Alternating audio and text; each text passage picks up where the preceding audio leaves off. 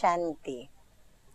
आज की तारीख है 13/7/14 और आज की ज्ञान मुरली प्राण प्यारे मीठे मीठे अव्यक्त मूर्तधारी बाप दादा की है। तो आज हम रिवाइज कोर्स की अव्यक्त बाप दादा की मुरली सुनेंगे। तारीख है 14/11/78 78 की मुरली है। और आज की मुरली का जो शीर्षक है शॉर्ट है, परंतु जितना ही शॉर्ट में है उतना ही हमें गंभीरता से उसे सुनना है, समझना है, महसूस करना है और फिर जो बाबा चाहते हैं वो हमें करके दिखाना है। तो आज का शीर्षक है मुरली का वक्त की पुकार, समय की पुकार। मीठे मीठे बाप दादा कहते हैं सदा स्वयं को ऊंचे से ऊंचे बाप के डायरेक्ट ईश्वरीय संतान समझते हुए सदा समर्थ स्थिति में स्थित रहते हो। बाबा हमेश की तरह आने से ही हम बच्चों की महिमा करते हुए, पहले हम बच्चों को बहुत प्यार करते हुए और मुरली की शुरुआत की है।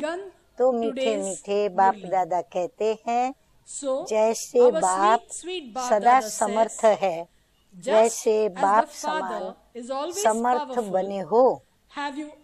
वर्तमान समय के प्रमाण, जबकि आप सभी पहले से ही समय की चैलेंज के प्रमाण एवर रेडी हो, तो समय प्रमाण अब व्यर्थ का खाता भी नाम मात्र ही रहना चाहिए।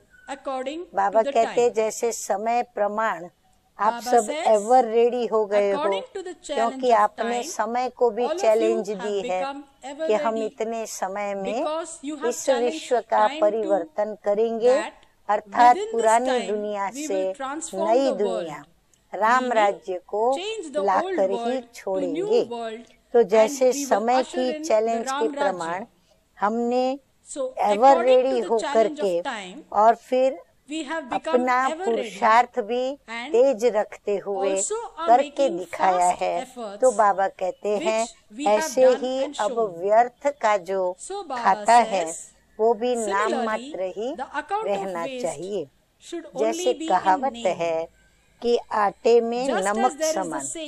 हाँ, कोई भी बात होती है तो कहेंगे आटे में नमक समान भी यदि उसमें सत्यता है तो भी वह सत्यता अपना स्वरूप दिखाती है।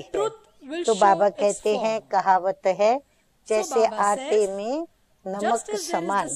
तो ऐसे समर्थ का खाता 99% होना चाहिए और नमक जितना क्या होना चाहिए, व्यर्थ का खाता होना चाहिए।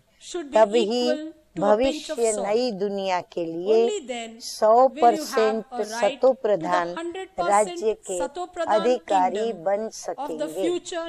बाबा कहते 99% खाता क्लियर होना चाहिए, बाकी आटे में नमक बराबर व्यर्थ का खाता रहे तो हम 100% जो सतो प्रधान राज्य है वहाँ के अधिकारी बन सकेंगे। अब तो भविष्य राज्य या आपका अपना राज्य, हाँ भविष्य राज्य है हमारा श्री लक्ष्मी श्री नारायण का राज्य, सतयुगी दुनिया का राज्य। तो बाबा कहते हैं ये आपका अपना राज्य आप सभी का आवाहन कर रहा है। किन्हों का आवाहन कर रहा है? बाबा कहते सबका आवाहन कर रहा है, माना किन्हों का आवाहन कर रहा है? सर्वगुण संपन्न 16 कला संपूर्ण आत्मा। किनका? जो 16 कला संपन्न है और जो सर्वगुण संपन्न है, ऐसी आत्माओं का आवाहन कर रहा है। तो समय प्रमाण वर्तमान स्टेज का चार्ट निकालो। बाबा कहते हैं अपना अपना वर्तमान समय का चार्ट निकालो, क्योंकि अभी समय हमारा आवाहन कर रहा है, तो समय को भी हमें दिखाना होगा। तो समय का वर्तमान समय का अपनी स्टेज का चार्ट निकालो।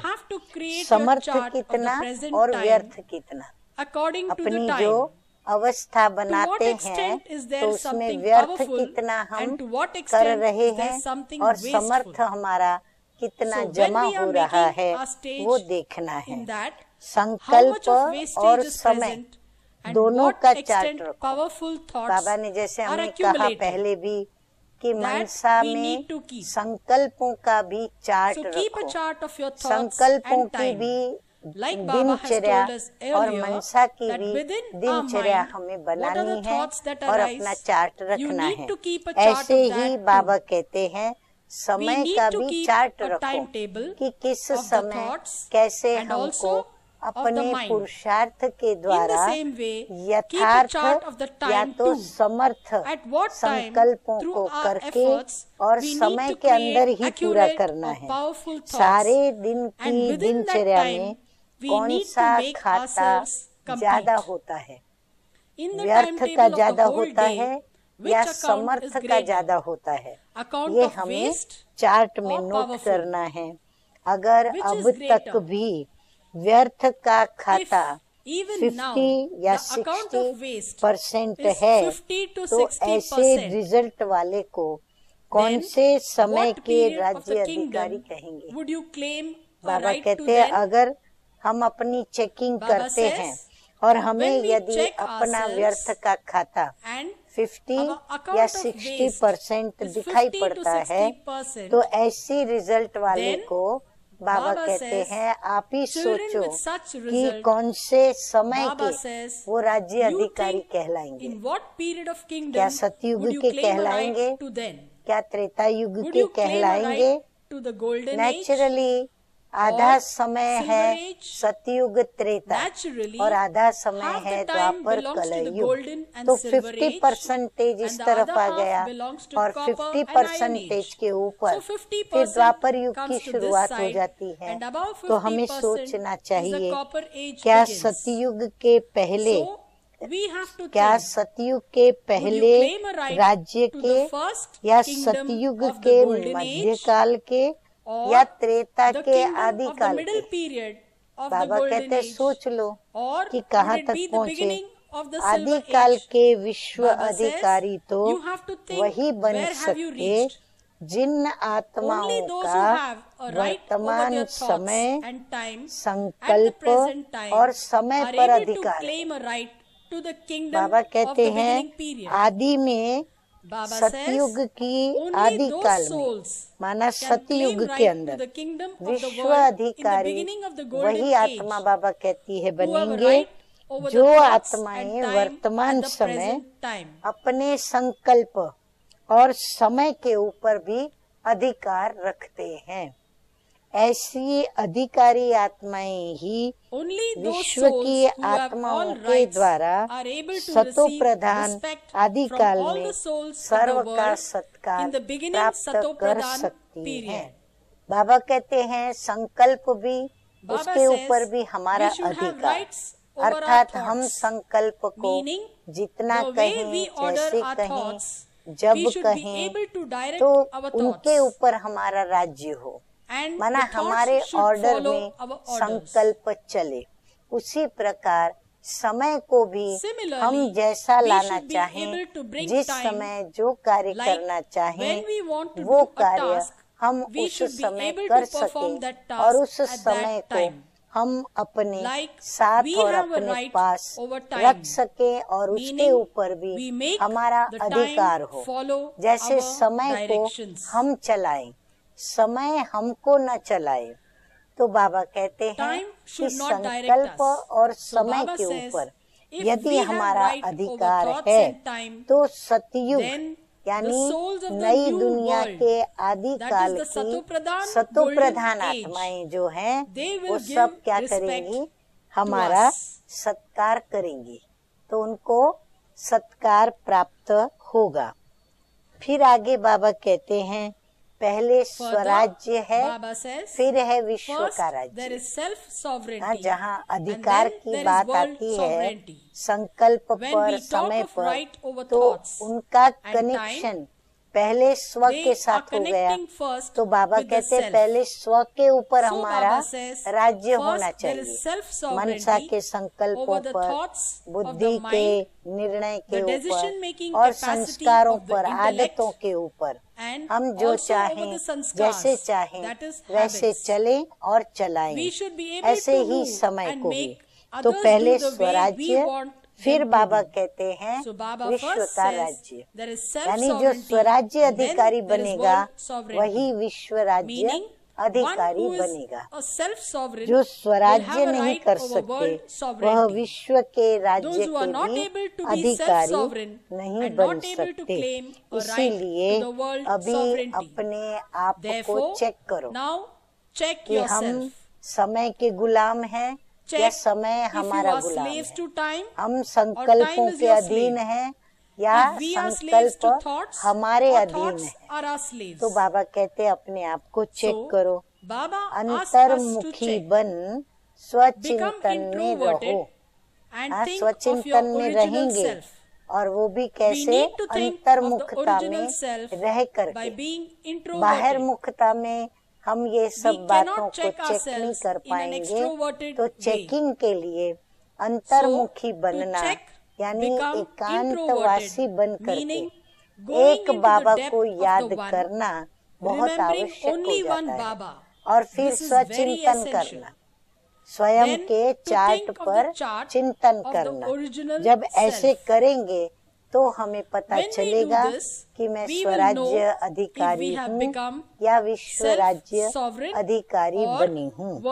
जो आदि में पहले दिन की पहली सुनाई जाती है ना, जैसे कोई आते हैं हमारे पास तो आदि काल से शुरू से लेकर के हम एक पहेली हर एक को सुनाते हैं कि भाई ये पहेली बुझाओ। वो कौन सी पहेली है? बाबा कहते हैं कि मैं कौन, मैं कौन हूँ? शरीर हूँ, मैं इस नाम की व्यक्ति हूँ, मैं क्या हूँ? तो ये नाम किसका है? शरीर का या आत्मा का? तो पहेली है कि मैं कौन। अब फिर इसी पहेली को अपने संपूर्ण स्टेज के प्रमाण, अपनी जो संपूर्ण स्टेज है, संपूर्ण स्टेज कौन सी? जो वतन की हमारी सतो प्रधान स्टेज है। तो बाबा कहते हैं अपनी संपूर्ण स्टेज के प्रमाण, फिर श्रेष्ठ पोजीशन के प्रमाण, फिर हमारी स्थिति जो हम संगम युग पर बाप से ज्ञान लेकर के और ऊंचे पे ऊंची जो हमारी स्थिति होनी चाहिए उसके आधार पर चेक करो। बाबा कहते हैं उसके आधार पर चेक करो कि व्हाट एम आई, मैं क्या हूँ। तो ये बाबा कहते पहली अपने आप से पूछो। अब ये पहेली अभी हल करनी है। अभी हम कैसे हल करेंगे कि मैं स्वराज्य अधिकारी हूँ या फिर मैं विश्व राज्य अधिकारी हूँ। तो मैं कौन हूँ? अपने सारे दिन की स्थिति के द्वारा स्वयं को जान सकते हो कि आदि काल के अधिकारी हैं या सतयुग के या मध्य काल के अधिकारी। अभी तो शायद समझ में आ गया होगा कि हम आदि काल के परम धाम की सतो प्रधान स्टेज, अर्थात जब हम इस सृष्टि पर सतयुग में आते हैं तो उस समय आदि काल जो है हमारा, तभी हमारी जो संपूर्ण स्टेज है तो हमारी वो स्टेज है। या फिर हमारी मध्य काल में जो स्थिति होती है, स्टेज होती है, हम वहाँ के अधिकारी हैं। जबकि लक्ष्य है आदि काल के अधिकारी बनने का। हाँ, लक्ष्य क्या है? 50-60% वाले अधिकारी नहीं बनना है, 100% वाले अधिकारी हमें बनना है। तो लक्ष्य है आदि काल के अधिकारी बनने का। तो उससे ही प्रमाण अपने वर्तमान को सदा समर्थ बनाओ। अगर हमें 100% वाली अपनी स्टेज बनानी है, तो बाबा कहते हैं कि वर्तमान समय संगम युग पर अपने पुरुषार्थ से क्या करो? अपने को ऐसा समर्थ बनाओ जो 100% विश्व राज्य अधिकारी बने। आगे बाबा कहते हैं ज्ञान के मनन के साथ अपनी स्थिति की चेकिंग भी बहुत जरूरी है। हाँ, ज्ञान का मन ही मन मनन चिंतन मंथन तो करे, परंतु साथ साथ बाबा कहते हैं अपनी प्रैक्टिकल जो स्थिति है उस स्थिति को भी चेक करना जरूरी है। हर दिन के जमा हुए खाते में स्वयं से संतुष्ट हैं। हाँ, रोज हम पुरुषार्थ करके अपनी कमाई करते हैं और कमाई करके अपने खाते में जमा करते हैं। तो जो हम जमा कर रहे हैं खाते में, तो वो खाता देख करके क्या हम स्वयं से संतुष्ट हैं? अपने आप से हमें प्रश्न पूछ करके अपना अवस्था को चेक करना है। या अब तक भी यही कहेंगे कि जितना चाहते हैं उतना नहीं, या तो फिर क्या कहेंगे हम कि भाई चेकिंग किया, अंदर से क्या जवाब मिलता है कि हम जितना चाहते हैं बाबा इतना अभी हमारी स्थिति बनी नहीं है, हम इतने समर्थ नहीं बने हैं, अब तक ऐसी रिजल्ट नहीं होनी चाहिए। बाबा कहते हैं ये रिजल्ट अभी तक नहीं होनी चाहिए। जो स्वयं से संतुष्ट नहीं होगा वह विश्व की आत्माओं को संतुष्ट करने वाला कैसे बन सकेगा? हाँ, जो स्वयं शांति के स्वधर्म में स्थित रहकर शांति में नहीं रहेगा वो किसी को शांति दे नहीं सकता। जब किसी को नहीं दे सकता तो विश्व में शांति कैसे स्थापन करेगा? ऐसे ही बाबा कहते हैं जो स्वयं में संतुष्ट नहीं वो विश्व में कैसे सभी को संतुष्ट कर पाएगा? सतयुग के आदि काल में आत्माएं तो क्या प्रकृति भी संतुष्ट है क्योंकि संपूर्ण है। बाबा कहते सतयुग में, आदि काल में माना सतयुग में, सतयुग में प्रकृति के 5 तत्व भी संतुष्ट हैं। क्यों? क्योंकि वो भी संपूर्ण है, यानी 100% वो भी सतो प्रधान होते हैं, इसीलिए वो संतुष्ट है। और उस प्रकृति के जो पति हैं, मालिक हैं, अगर वो 100% नहीं होंगे तो बाबा कहते हैं कि ये तो बड़ी गड़बड़ की बात हो जाएगी। तो संतुष्ट मन बनो। समझा अभी क्या करना है? अच्छा, आगे बाबा कहते हैं सेवा के साधन जो अब तक हैं उसी प्रमाण सेवा तो कर ही रहे हैं। अभी बाबा हमको प्रैक्टिकल हम बच्चे क्या कर रहे हैं और कैसी हमारी स्थिति या अवस्था है वो बाबा बता रहे हैं कि सेवा के साधन जो अब तक हमें मिले हैं उस प्रमाण हम सेवा तो कर रहे हैं और लगन से भी कर रहे हैं। बाबा कहते दिल से भी कर रहे हो और मेहनत भी बहुत करते हैं और उमंग उत्साह और उल्लास भी बहुत अच्छा है। हाँ, बाबा हमारे मेहनत पुरुषार्थ को देखकर बाबा ये सब हमें कह रहे हैं, लेकिन कमी कहाँ पड़ती है? अभी कौन सी कमी हमारे अंदर आ गई है जो बाबा को हमारा ध्यान खिंचवाने की आवश्यकता पड़ी? तो बाबा कहते हैं लेकिन सेवा के साथ विश्व की सेवा और स्वयं की भी सेवा हो। सेवा करते हो लेकिन स्वयं की सेवा भी साथ साथ हो और पूरे विश्व की भी सेवा साथ साथ हो। हम सेवा करते हैं पर गिनती के लोगों की सेवा करते या थोड़े से लोगों की सेवा करते, परंतु पूरा विश्व उसमें कवर हो जाए ऐसे हमें सेवा करनी है। तो विश्व के प्रति भी रहम दिल और स्वयं के प्रति भी रहम दिल बनो। विश्व की आत्माएं भी पुकार रही हैं, दुखी हैं, अशांत हैं, रो रही हैं, बाप को पुकार रही है, अपने इष्ट को पुकार रही है। माना बाबा कहते हैं आपको पुकार रही है, तो रहम दिल बनो। बाबा जैसे रहम दिल हमारे ऊपर बना, ऐसे आप फिर उनके ऊपर रहम दिल बनो और अपने पर भी रहम दिल बनो, क्योंकि आपको पुकार रहे हैं। तो आप अपने को जल्दी से जल्दी उस स्थिति और उस स्टेज पर ले आओ। ले आएंगे तो फिर उनकी आश को पूर्ण कर सकेंगे। दोनों साथ साथ चाहिए। ऐसे नहीं स्वयं की सेवा करें तो विश्व की सेवा छूट जाए और विश्व की सेवा करें तो स्वयं की सेवा छूट जाए।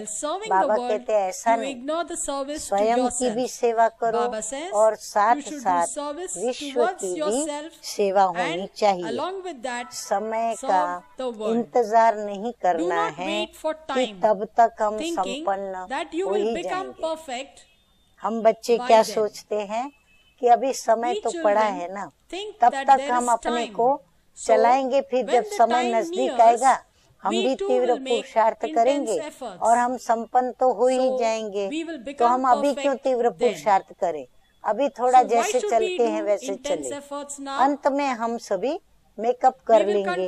लेकिन बाबा कहते हैं ऐसा नहीं सोचना है। जब आत्माओं को कहते हो क्या सोचना है, वो अभी बाबा हमको याद दिलाते हैं। जैसे जब आत्माओं को कहते हो कि कल नहीं लेकिन आज, फिर आज नहीं अब करो, ऐसे पहले स्वयं से बातें करो। जैसे उनको हम कहते हैं ना कल नहीं आज नहीं परंतु अभी ही करो। तो बाबा कहते पहले ऐसे स्वयं से भी बातें करो, ऐसे एवर रेडी, समय से पहले तैयार है। अपने से बात करो कि मैं ऐसा एवर रेडी हूँ जो समय से पहले मैं तैयार हो जाऊं और मैं बाबा को कहूँ कि मैं रेडी हूँ और मैं संपूर्ण हूँ, मैं सर्व को संतुष्ट कर सकती हूँ, कर सकता हूँ। सदा यह स्मृति रहती है कि अब नहीं तो कब नहीं। हाँ, ये बात सदैव बुद्धि में रहती है, क्योंकि यदि बुद्धि में होगी तो पुरुषार्थ में भी वो तीव्रता आएगी उस बात के कारण। तो ऐसे स्वयं से रू रिहान करो। हाँ, बाप से तो रू रिहान करते हैं, लेकिन बाबा कहते हैं कि स्वयं से भी रू रिहान करो कि तू स्वयं ऐसे एवर रेडी हो, ऐसे समर्थ हो। 100% तुमने स्वयं को समर्थ बना लिया है। 100% व्यर्थ से स्वयं को मुक्त किया है। ऐसे अपने से बातें करो। अच्छा, सुनाया तो बहुत है, अब बाप क्या चाहते हैं? हाँ, बाबा ने तो कितने वर्षों से लेकर के बाबा सुनाते ही रहते हैं। तो बाबा कहते हैं सुनाया तो बहुत है, लेकिन अब बाबा क्या चाहते हैं? बाप चाहते क्या है? बाबा क्या चाहते हैं कि अब सुनाने का समय नहीं, लेकिन देखने का समय है। अब बाबा जो सुनाते हैं वो अभी सुनने का समय जैसे कि पूरा हुआ, अब तो देखने का समय। हाँ, अब जो नजारे हमारे सामने आएंगे वो देखने का समय पहुंचा है। बाप एक एक रत्न को संपन्न और संपूर्ण देखना चाहते हैं। बाबा हम बच्चों को कैसा देखना चाहते हैं? कौन सा नजारा हम बच्चों का देखना चाहते हैं? तो बाबा कहते हैं मेरा एक एक बच्चा कैसा हो? संपन्न हो। संपन्न बाबा ने बताया ना, 50-60% वाला नहीं, परंतु 99% समर्थ हो और 1% उसका व्यर्थ हो। माना वो व्यर्थ भी खत्म करना है, परंतु 99% वर्तमान होना चाहिए। तो ऐसे संपन्न हो और उनको संपूर्ण देखना चाहते हैं। संपूर्ण माना बाप दादा ने हम बच्चों को ज्ञान का खजाना, गुणों का खजाना, शक्तियों का खजाना, समय का खजाना, सब कुछ हमें दिया है और ये हमें ही मिला है। संगम युग है, ये हमें पता है। संगम का अमूल्य समय हम ब्राह्मणों को मिला है, तो समय भी बाबा ने हमको दिया है। तो बाबा ने जो हमें खजाने दिए हैं, तो उससे हमको भरपूर संपूर्ण देखना बाबा चाहते हैं। समझा? अच्छा, ऐसे इशारे से समझने वाले, हाँ, बोल करके तो बाबा ने बहुत समझाया। तो बोल करके जो समझते हैं वो नहीं, लेकिन ऐसे इशारे से समझने वाले, फिर सुनने और करने को समानता में लाने वाले। सुनना और करना, सुनने और करने के बीच में अंतर नहीं होना चाहिए। तो बाबा कहते हैं सुनने और करने को समानता में लाने वाले, समर्थ बाप की समर्थ याद में रहने वाले, व्यर्थ में टाइम वेस्ट करने वाले नहीं। बाप समर्थ है, तो समर्थ बाप को याद करके स्वयं को समर्थ बनाने वाले, समर्थ स्थिति में रहने वाले, सफलता मूर्त श्रेष्ठ आत्माओं को बाप दादा का याद, प्यार और नमस्ते। हम रूहानी बच्चों की रूहानी बाप दादा को याद, प्यार, गुड मॉर्निंग और नमस्ते नमस्ते। अभी हम सुनेंगे दादियों के साथ मीठे मीठे बाप दादा की मुलाकात में रूरिहान। तो बाबा कह रहे हैं दादियों से कि महारथियों को देख सभी खुश होते हैं। हाँ, खुशी होती है ना, हम दादियों को देखते हैं, वरिष्ठों को देखते हैं, बड़ी बड़ी दीदियों को देखते हैं, तो खुशी होती है ना। क्यों खुश होते हैं? बाबा कहते क्यों खुश होते हैं? क्योंकि महारथी साकार बाप के समान सबके आगे साकार रूप में संपन्न व श्रेष्ठ है। साकार बाप के समान संपन्न व साकार रूप में श्रेष्ठ है। इसलिए महारथियों को बाप दादा भी देख करके हर्षित होते हैं, क्योंकि समान है। बाप दादा के समान है वो बच्चे, इसीलिए बाप दादा भी देख करके हर्षित होते हैं। तो समान को देखकर हर्ष होता है।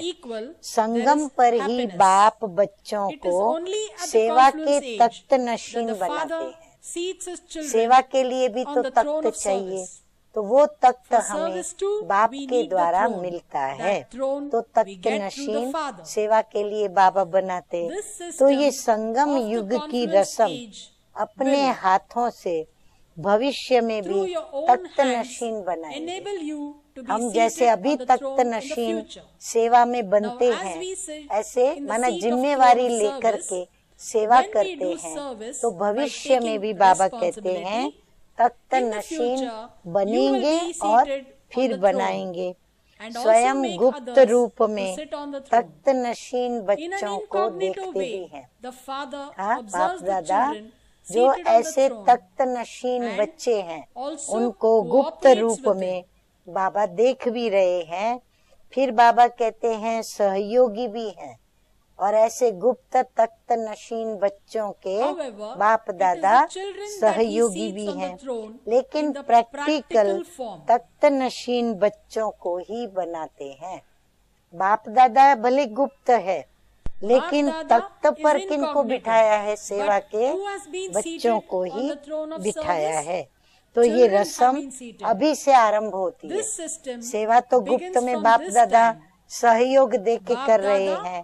करण करावन हार स्वामी तो बाप दादा है, लेकिन बच्चों को प्रैक्टिकल में करने वाले बच्चों को निमित्त बनाया है, जिम्मेवारी बच्चों को दी है।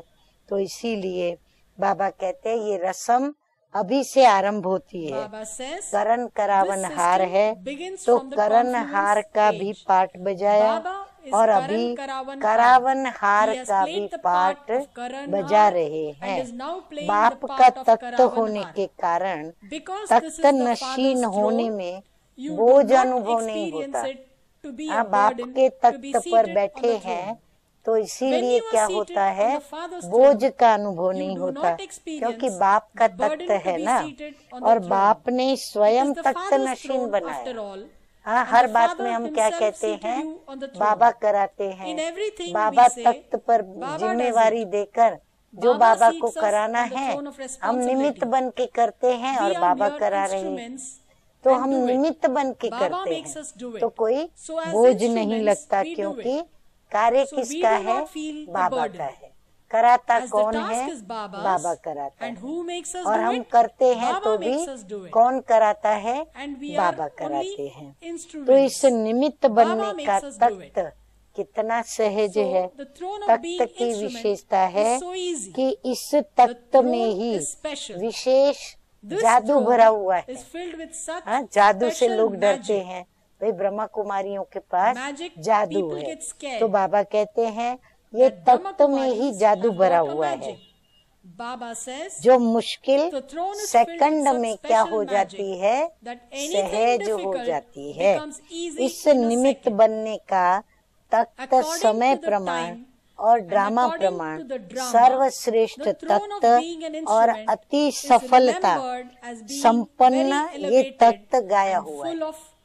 ये जो संगम युग का तख्त है वो ड्रामा और समय के हिसाब से सर्वश्रेष्ठ तख्त है और अति सफलता को संपन्नता के साथ प्राप्त कराने वाला तख्त है। जो भी तख्त पर बैठे वो सफलता मूर्त, ये अनादि आदि वरदान है तख्त को। जो बाप के इस तख्त को स्वीकार करते हैं उनको सफलता मूर्त का वरदान, जैसे बाबा कहते हैं, अनादि आदि है। इस तख्त के तख्त नशीन भी बड़े गुह्य रहस्य और राजयुक्त आत्माएं ही बनती हैं। ये भी राज की बात सुनो। ये तख्त पर बैठने वाली आत्माएं भी बाबा कहते हैं बड़े गुह्य रहस्य और राजों को लेने वाली आत्माएं वही बैठती हैं। बाप दादा महारथियों को वर्तमान समय भी डबल तख्त नशीन देखते हैं। दिल तख्त तो है ही, लेकिन ये निमित्त बनने का तख्त बहुत थोड़ों को ही प्राप्त होता है। ये भी राज बड़े गुह्य हैं। तो आज का वरदान है एकाग्रता की शक्ति से परवश स्थिति को परिवर्तन करने वाले। यदि परवश स्थिति का परिवर्तन करना है तो एकाग्रता की शक्ति को धारण करना पड़े। तो एकाग्रता की शक्ति से परवश स्थिति को परिवर्तन करने वाले अधिकारी आत्मा भव। ब्राह्मण अर्थात अधिकारी आत्मा जो कभी किसी के परवश हो ही नहीं सकती, अपने कमजोर स्वभाव और संस्कार के वश भी नहीं, क्योंकि स्वभाव अर्थात स्व प्रति और सर्व के प्रति आत्मिक भाव है। तो कमजोर स्वभाव के वश तो हो ही नहीं सकते। और अनादि आदि संस्कारों की स्मृति से कमजोर संस्कार भी सहज परिवर्तन हो जाते हैं। एकाग्रता की शक्ति परवश स्थिति को परिवर्तन कर मालिकपन की स्थिति की सीट पर सेट कर देती। इतनी एकाग्रता की शक्ति में ताकत है, परिवर्तन कर देती और हमें सीट पर, मालिकपन की स्थिति की सीट पर सेट भी कर देती।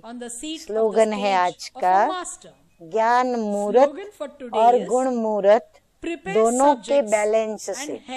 ज्ञान और गुण, परंतु खाली ज्ञान गुण लेना नहीं, उसकी मूर्त बनना, स्वरूप बनना। तो ज्ञान मूर्त और गुण मूर्त दोनों के बैलेंस से प्रजा और वारिस तैयार करें। दोनों का बैलेंस रखते हुए प्रजा को भी तैयार करें और अपने वारिस को भी तैयार करें। अच्छा, ओम शांति।